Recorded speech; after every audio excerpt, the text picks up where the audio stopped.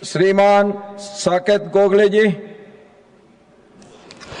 Thank you very much, Honorable Chairman, sir. Sir, I want to start by presenting a very unique scenario, sir. So imagine you're a person who has worked dedicatedly for an organization for the last sort of 20-25 years of your life. You have given all your life to that organization, you've been dedicated to that organization. And then suddenly, sir, somebody's brought from the outside and made your boss and is sitting over your head. That happens in the Bharatiya Janata Party, sir. But now that is also being done in the Central Armed Police Forces with this bill, sir. Sir, the CAPF, a lot of people in our country do not know this, sir. The CAPF is considered to be the first line of defense in our country, sir. The armed forces form the second line of defense. The CAPF, sir, forms the first line of defense. So they're posted in deserts, in high altitude snow peaks, and in hostile terrain, sir. There is a reason colloquially the CAPF forces, sir, are known as paramilitary forces.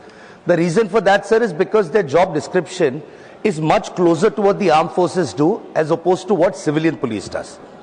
So therefore, we should take it at face value that civilian policing, sir, is very different from the work that the Central Armed Police Forces do. So when a CAPF officer writes the exam to join as a Group A officer in any of these services, so they do it specifically to work in the paramilitary. Similarly, sir, when a person writes the UPSC exam and becomes an IPS officer, they're doing it because they specifically want to work in civilian policing. These two aspects are very different, sir. Just because they call Central Armed Police Forces doesn't mean they function and do the duties that a regular civilian police force does, sir. So there is a question when we look at this bill and when the top positions are now being allocated to IPS officers in the CAPF, sir, the question we should be asking is, in the history of India, sir, has a CAPF officer of the rank of, say, a deputy commandant, have they ever been appointed as a superintendent of police in a district? No, sir, it has never happened. Sir, are CAPF officers sent on deputation to agencies like the CBI or the others? No, they are not, sir. So then why is this discrimination being done in one direction when now we'll have IPS officers exclusively leading forces, whereas CAPF officers are not going to get access and promotions to get to those level in their own forces, sir? It's the life of a CAPF personnel. We encounter them on a very day-to-day basis, sir. You go to airports, there is the CISF. Sir, at Parliament here, when we come in, our security, this Parliament is protected by CISF, which is also a Central Armed Police Force.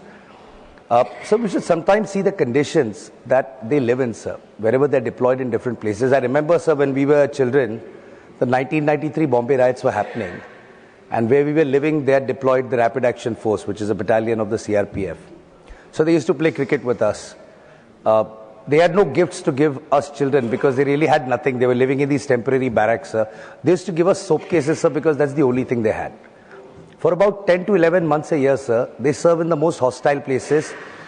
When they serve on the front, it is already difficult. But even in civilian postings, sir, when they're sent for riot control or law and order, sir, they stay in temporary barracks. The condition of the CAPF is the facilities they get are not great, sir. What is ironic, sir, is that the CAPF does pretty much a very similar-ish job to what the armed forces do. But sadly, sir, CAPF have never been given even a fraction of the facilities that are extended to other people, sir. So today the life of an IPS officer is far more comfortable than the life of an equivalent rank officer in the CAPF, sir. Be it a deputy commandant. So the sad part is that to become a commandant in the CAPF, sir, you do about 15 to 18 years of service. Then you get to a rank of a commandant, which is equal to a superintendent of police in the IPS. So in those 15 to 18 years, an IPS officer becomes an IG. So today we are seeing this very unique situation, sir, in the CAPF, where the boss, an officer, CAPF officer joined in 1987, his boss is an officer of the 1997 batch, sir.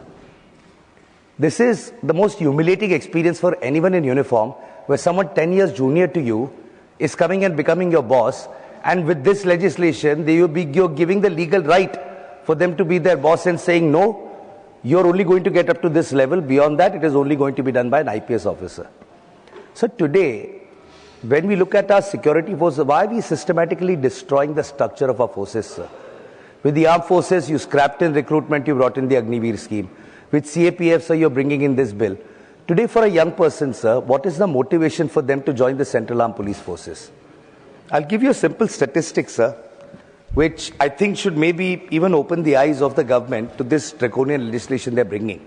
So in the last 20 years, 1,100 gazetted officers of the CAPF, so I'm talking assistant commandant, deputy commandant, commandant rank. 1,100, sir, CAPF officers died in the line of duty. In the same 20 years, sir, about 30 to 40 IPS were killed in the line of duty. Sir, with this bill, you're essentially telling young people who want to join the CAPF that you come in as a Group A officer. We want you to go and take the bullets on the border, but when it comes to leading your own force, we don't trust you. We are going to bring an IPS officer from Odisha cadre or somewhere else to sit on your head. How fair is that, sir? You want them to go and take bullets, but you're not going to give them the right to lead their own forces where they've dedicatedly served for 20 plus years, sir. That is extremely unfortunate, sir. So I'll tell you the reason why this is being done. So this is nothing, sir. It's a series that we are seeing of politicization of different institutions, sir. And I'll tell you on ground reality how it happens, sir. I come from a police family. So these dynamics we pretty much understand. We've seen them work out firsthand.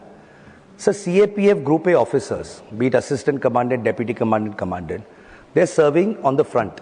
You know, they're doing front posting. Also, there is no concept of a rest posting in CAPF. So CISF officer on a front posting will be guarding a dam on the border. In a rest posting, they'll be guarding an airport in the city. There's nothing called a rest posting. What is happening, sir, is CAPF officers do not ordinarily come into contact with politicians. कोई काम ही नहीं होता है, कोई लेना देना ही नहीं होता है. No one is picking up the phone and asking them to do this or do that.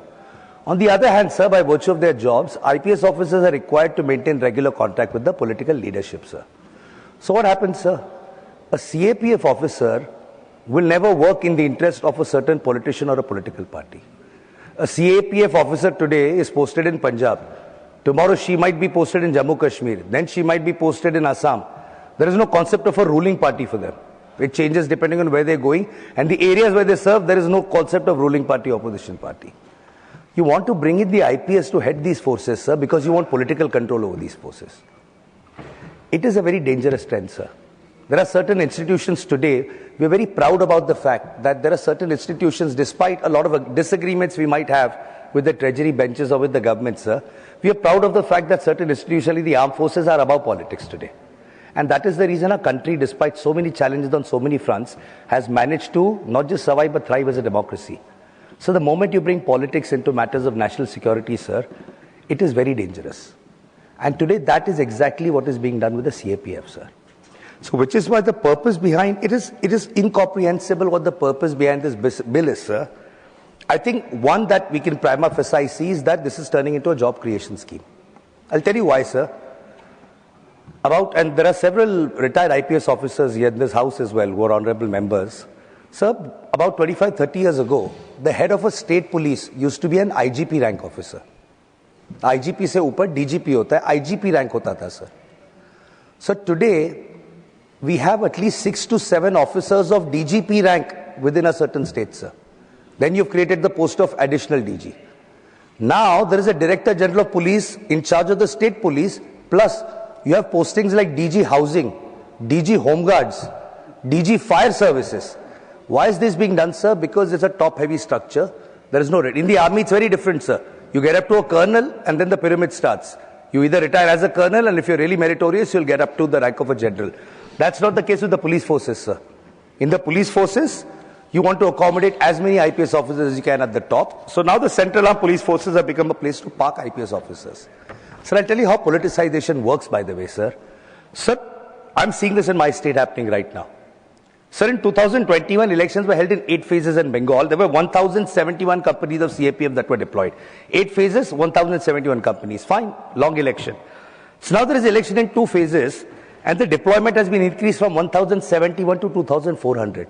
Sir, I wish the government would have brought in a bill to care about the welfare of CAPF, sir, because today we can have these 2,400 companies in Bengal. There is an LPG shortage, sir. It is the state government's concern now how we are going to feed all these officers, ensure their welfare when there is a massive shortage of LPG in the market. Union government doesn't care, sir. For them, it's a political agenda. Go, we're going to deploy central forces. Let the West Bengal government handle it. Sir, I only wish instead of bringing bills like these, why doesn't the government bring in a bill to ensure more facilities for CAPF officers, sir. So today, I'll talk about the ground reality, sir. This is not about politics. Today, see where the children of IPS officers go to school, and today see where the children of CAPF officers go to school, sir. Why have we created this dual system? These are people, these officers who give their lives for the country, sir. Why have we created such a system where they don't get respect outside amongst the public because they never interact with the public?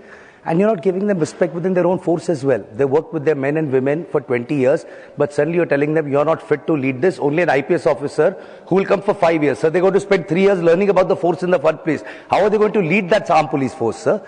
Therefore, sir, this bill has been brought, I don't know for what malicious reason, but I humbly request, sir, that this bill should be withdrawn and the government should think more about the welfare of the CAPFs rather than trying to see how to use the CAPF as a political militia and the IPS officers, sir. Thank you very much. Thank you, Saket ji.